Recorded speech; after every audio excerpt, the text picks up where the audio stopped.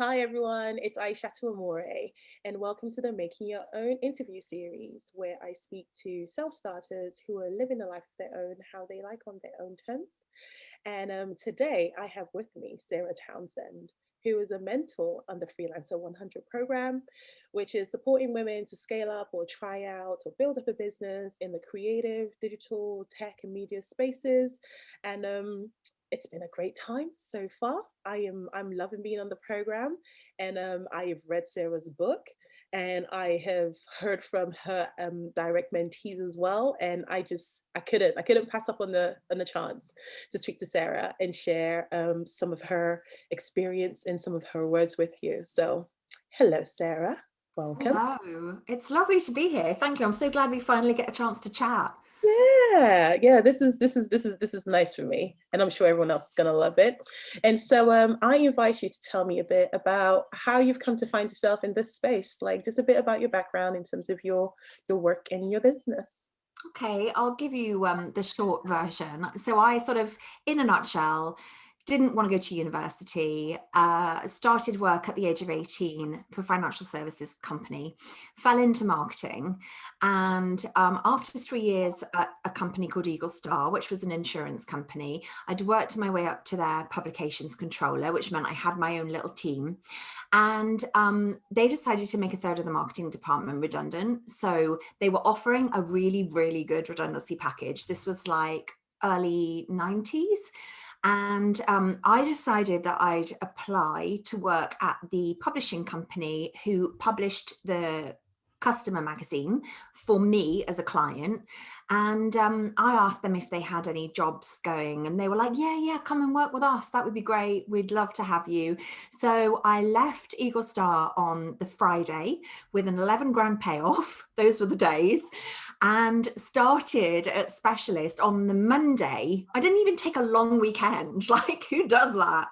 So yeah, I did that, and I worked for Specialist in a job that I absolutely loved. I was an editor for magazines for 4 different companies, and also an account director. I loved my job. It was like this busy, buzzy office environment, like kind of agency style. Felt really cool working there. I absolutely loved it. It was down in Bristol. Bristol's great. And after three and a bit years of working there, I became pregnant with my daughter. And I just decided that then was a really good opportunity to start working for myself, because I knew that when I had my daughter, when she was a baby, I didn't want to work full time.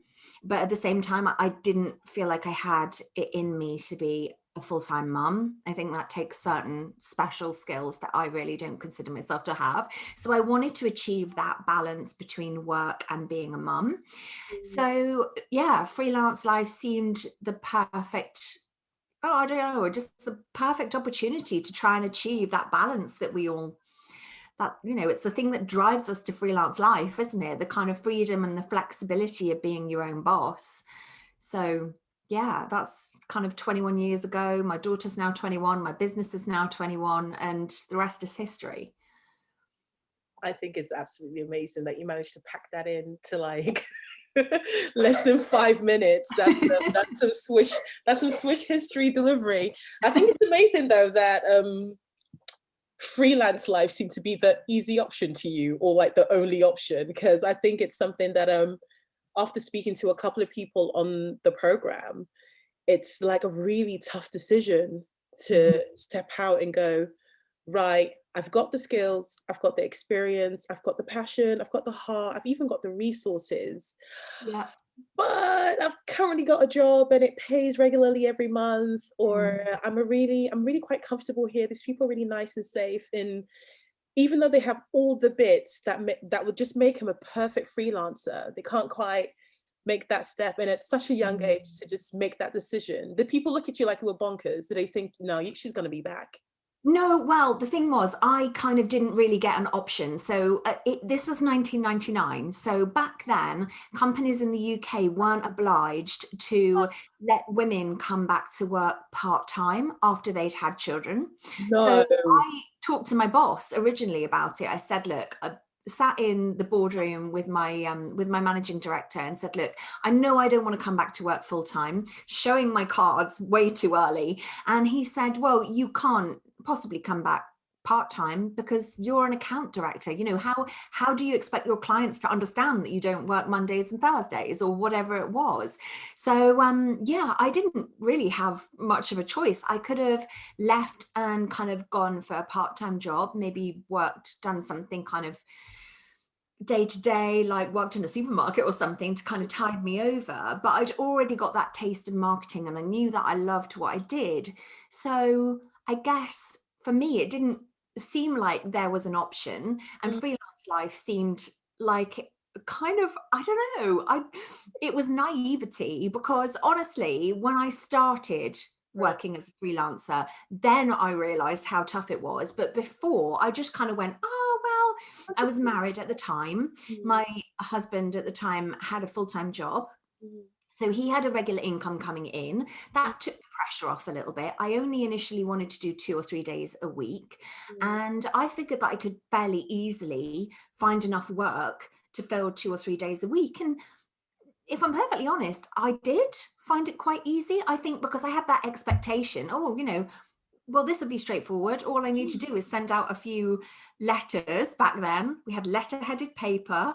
I did my own brand logo, you know, logo design back then using Comic Sans. Don't judge me. Oh, And I know, but it was still the same hot pink that it is today, 21 years later.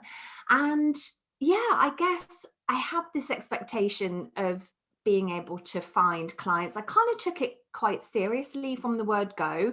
This is something I talk a lot about in the book and in the kind of the events and the talks and the training that I've done since publishing my book.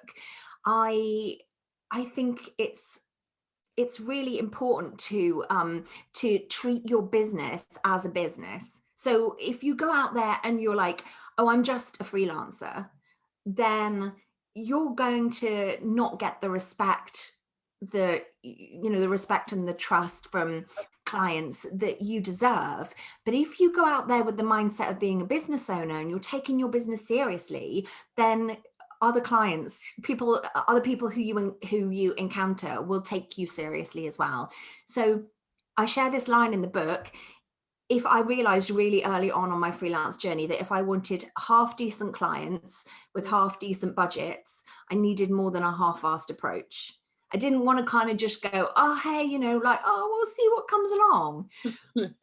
So I just think if you don't take your business seriously, why the heck should your clients? and Like, that they won't. and that really is like the biggest takeaway that I had from your book. Like I consumed Really? it in 2 days. I read it. I literally just read it as back to back, and I went through it, and I'm now going through it more with like there's certain chapters that mean more than others. But what I definitely picked out was if you want people to take you seriously as a business person, you need to take yourself seriously. And Yeah. just in looking at that mindset in the last, I think it was 2 or 3 weeks ago that we got the book delivered to us, I've got my first big client that's like a proper client that's using all the skills that I have available and is open to all the authority that I do have and is open to all the expertise that I do have. And it's one of those, I couldn't have found a more perfect like client to utilize my skill set and for the stage that I am in my career. Wow, And it that's was from brilliant. just being able to have that professional conversation and being approached that, oh, so what is it that you really do? Because this is what we kind of need. And I had like a proper consultation with them. And then I went back Amazing. and created a proper scope with proper deliverables and sent it through and said, this is what would happen. This is the kind of price range it would be. I had a meeting with them. And a month, 2 months ago, I would have just had a lot more casual conversations and I would have been intimidated by it. And I just would have kind of left it because when the scope of the actual project came about to me, I generally thought like, oh, this is a lot of work.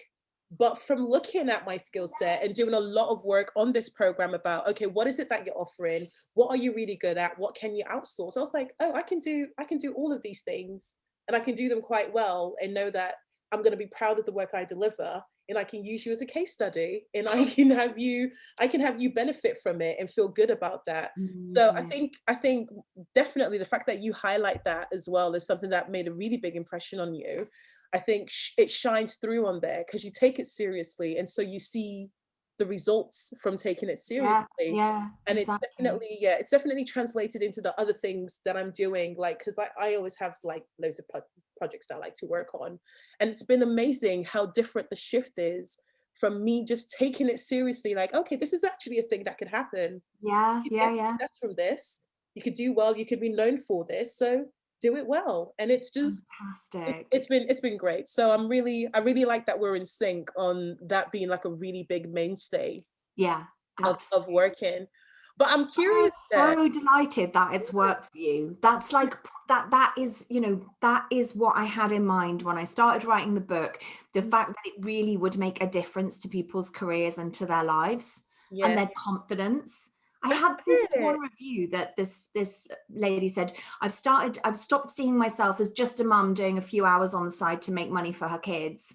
And with every turn of the page, my confidence in myself and my business has grown. And I just like hearing things like that makes my day. It's just incredible to get feedback like that. So thank you for sharing your Yay, story. I'm pleased. Well, I'm not surprised that then you want to pay it forward and you're supporting on the freelancer program as a Mm, mentor. And I think it comes through, like, the book is genuinely like a little mentor in a book. If you just the book is like that. And I'm curious as to what drew you to the actual project to go, right, I'm going to give my time to this and provide this support to the women. Was it specific to the fact that they were women, or the stage in careers they were, or was it to freelance her, you yeah, mean? it's the Freelancer 100 program. Well, Naomi asked, and I was like, absolutely. Yeah, no, she just asked me, and I thought, oh gosh, that just it feels absolutely right to be doing this, and it felt so exciting to be. We were at one of the brunch and learns, I think it was last week, where the guy who founded the program was talking about this Mo is first cohort is going to be, it's like trailblazing. So we're sort of setting the scene, I think, mm, for I'm imagining that the ripple effect and that the program is just going to continue. I guess it might take a while to get going, but it yeah, felt like something really important to do. It feels like this is the time to do it. Yeah, because there so many people have suffered on the back of what they've experienced through COVID, losing jobs, furlough schemes, redundancies, deciding that now is the time to go freelance. If I can support the women through the program, through being an ambassador and a mentor, then wow, yeah, it didn't even have to think twice.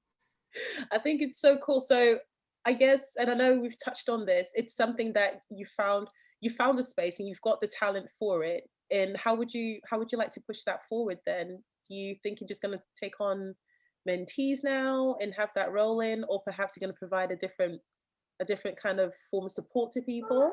Yeah, well, do you know, the funny thing was when I started writing the book, I thought you write a book, you self-publish a book, and then you go back to the day job.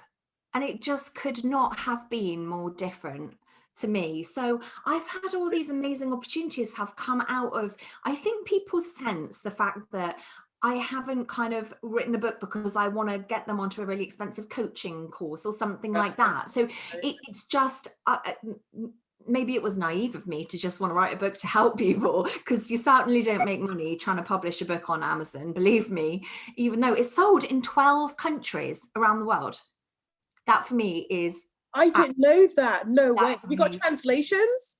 No, no, I actually haven't. I did think Even about getting it translated into Spanish because nice. huge market, and someone actually offered to do it for me, but I don't know, because I feel like it's going pretty well as it is, and yeah, sales aren't huge, but it doesn't, I'd rather like properly make an impact in 100 people's lives than to kind of just like have 1,000 people go, I yeah, bought the that's all book. right. It was all right. I know. I completely get that.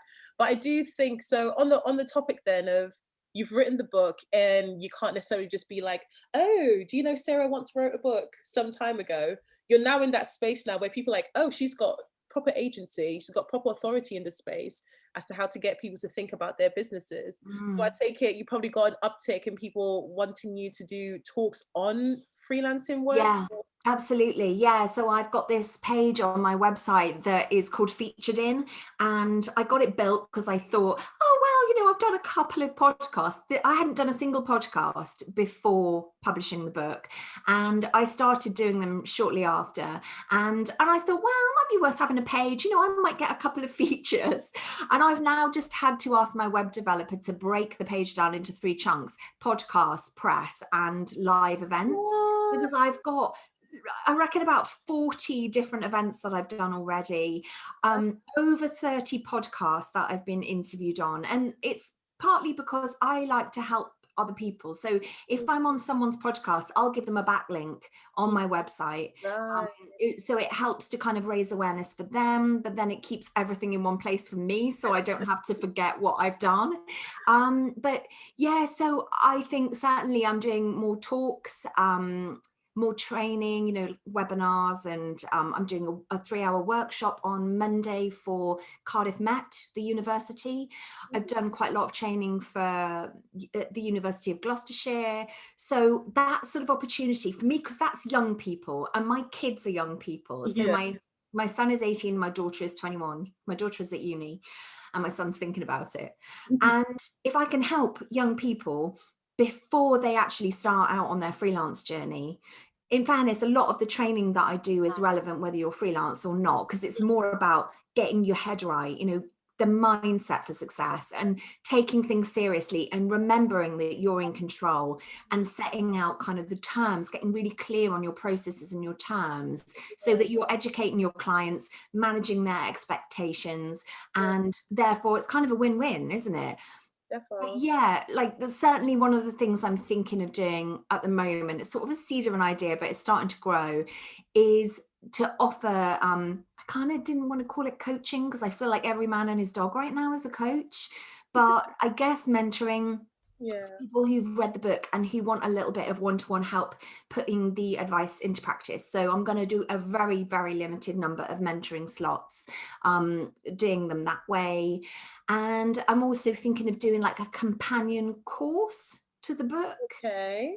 So perhaps do some kind of video, like some tutorials talking through on I this kind would of love thing. that. I love a workbook. I love having workbooks that help you practically apply something you've learned. And it's usually how I learn, being able to sort of take something out of the main context, whatever the video is or the book is, and then having some sort of workbook that I can work through to go, okay, that's how they did it, and this is my version of it for me to apply to Right. my existence.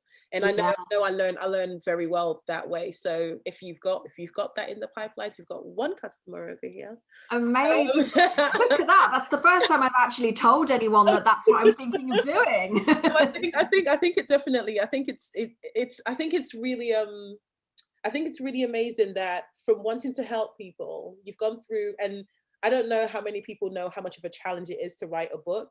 But Hmm. someone who enjoys writing that much and making sure you don't lose the thread, and are able to like provide a concise and consistent theme is a really big challenge to sort of do, and then just sort of go like, yeah, I've just written a book and put it to the side. And it's Mm. amazing what's come out of that is way beyond your core skill of copywriting. I don't know how Yeah. many people actually recognize that that is what you do day to day. Yeah, true. I didn't even mention that, did I? I'm a marketing copywriter. And I'm curious as to your work as a copywriter then. Is that a skill that you learned on the job, or are you naturally inclined towards something like that? Because I think people feel like you go to university, you learn the skill, and then you apply the skill, and then so life goes. But you've I just like didn't. done none of that stuff, and Mm. you've come to find this space and built up this career that's very much what you want it to be. So I'm Yeah. curious as to how much credit you give to sort of natural talent and nurturing that, and your actual work experience in marketing. That's a very good question. And I would have to say probably about 50-50, because it's not something I I mean, I did when I was working at Eagle Star. These were sort of this was the era when they'd send the staff out for expensive training courses. So I would go down to the Chartered Institute of Marketing in Cookham and stay over and do these like practical planning and writing for print course and this kind of thing. So that was all about learning copywriting. But the vast majority of it I've learned on the job. But I was like the girl at school who was totally unpopular. That's been like a like a thread throughout my life. I've never really found like my crowd, you know, until until I kind of started being more myself. I think I was attracting friends who were like, I don't know. Anyway, total tangent. But I would say that while I was at school, I always used to get the English prize and that sort of thing. And I did English for A level. And I remember being hauled into the headmaster's office, and they had like the careers advisor there and the head of sixth form. And they were like, you need to go to university because it's a waste of your grades. And I was like, no, I really don't want to do that. I just want to learn on the job. That felt to me more authentic to what I wanted to do. So I mean, yes, I did just an admin job earlier on, but it taught me customer service, and it taught me in really, really useful, practical skills that apply to every job and every element, you know, every element of life, really. Oh, I wonder if there's a copywriting career course in you as well then. Maybe. Practical on the practical on the job skills that you need to hit the core of the work. I think it's absolutely amazing though that you had that talent and you recognize within yourself, even though I know you've made comments about not necessarily feeling completely affirmed with your identity when you were younger, but Mm, you knew enough of yourself that I don't want to go to university. I want to do something practical. I want to be in the real world. I want to be mm, in it and doing the actual work rather than yeah. learning about how to later do the actual work. And I think Yeah. that's absolutely commendable. I hope you give yourself some credit for knowing that much of yourself, because I think I was half there when I was younger because I didn't want to go to university. I didn't apply to uni. I didn't do phenomenally well with my college grades either. And I'd gotten onto like a foundation degree, which was Okay. cheap as chips. And I could have done that for 2 years. And then if I wanted a degree, I just had to do like a top up extra year. And I was so sure of it. And then at the last minute, I got convinced, and I need to take responsibility for this. And I loved my degree when I ended up doing it. I was like, no, you have to go to uni. And I went through clearing with like 2 weeks to go and managed to like get onto this course that I definitely wasn't equipped for. But I've got the gift of the gab and I have a can-do spirit. And you sort of just keep rolling with it. And I find myself in this space now, but I'm someone who definitely, and I think like you, values the core of the matter. So the degrees were great, but it was the skills that I got. I'm not too bothered about qualifications. Like I have certificates and whatever for days because I just love acquiring knowledge and Mm. understanding how things work and how you can use that. And it's been interesting being on this program and talking about how we need to be clear on our business offering. And one thing that I definitely discovered was that what I thought was my business offering wasn't my business offering at all. I did so much Okay. more, and I've ended up speaking to people and having my fake clients and having consultations. And amongst that is the business coaching that every man and his dog is doing. Amongst that, there is an element of that within the work that I do, and being able to discover that, okay, I thought I was this person and I was so sure that that is the identity and that's my professional identity, and why I've struggled to make that valuable and sustainable is because it wasn't. And so my natural self is probably just working against that. But once I got to the point, as I said, where I started taking myself seriously and looking at my actual skills and what people actually wanted and what people valued from what I could deliver, now I've got clients. Now I've got people giving me, now I've got people giving me like actual feedback that feeds into work that's beneficial. So I think there's definitely a great deal of value to knowing yourself as a professional and being able to work on what it is that you know how to do as opposed to Mm. what you think you should be doing. I think Yeah. that's a Yeah. really important distinction to make. And I Mm. really appreciate you being so open and just sharing and telling me so much today. I think it's so awesome. So I will close out with just wondering though, just wondering we've got 4 weeks to go. And I'm Mm. wondering what you're thinking, what would be like a really cool thing for you to happen now in the 4 weeks, because you've got the groups that you're mentoring, and you've got stuff that you're doing as yourself as a professional.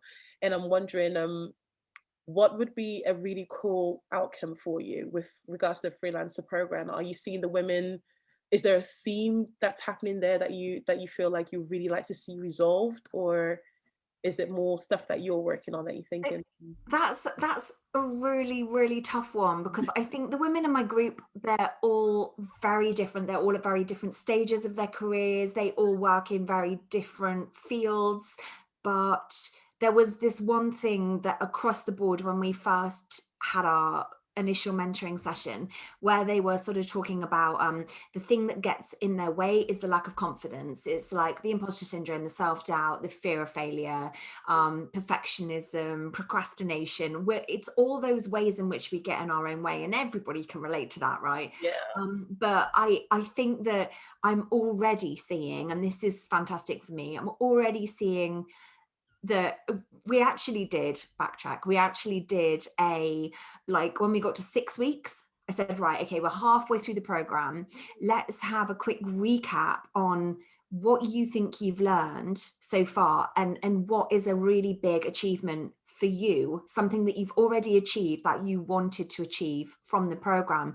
And in terms of like the amount of confidence that they've all gained, even if it's confidence for something specific, like showing up on video more on Instagram, or showing kind of behind the scenes for their businesses, or just really recognizing that their business is a business, and yeah, this is the thing that's going to make them money, and this is what they need to focus on, and actually letting go of the things that aren't perhaps commercially viable or whatever. So yeah, that didn't answer your question at all. I think there's not one outcome for Yeah. me.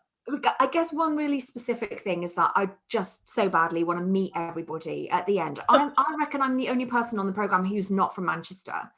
So I actually live in Gloucestershire, and yesterday Naomi was talking about getting everybody on the program together like at the end of June. And I'm like, no, don't do it at the end of June, because I'm on holiday. I'm literally going away for the first time. So Right. I'm hoping that I'm hoping that I'll get to meet everyone, you included, at some point after the program, because that would just be so phenomenal. I genuinely, I think it's been amazing. It's been absolutely amazing meeting so many people who are ambitious, want to work towards their ambition, and are just so ready to lift other people up. I think that's been really, really helpful. And with that, I'm going to say thank you ever so much for your time today. I really appreciate it. I'm so thankful, and it's been lovely. But we'll meet.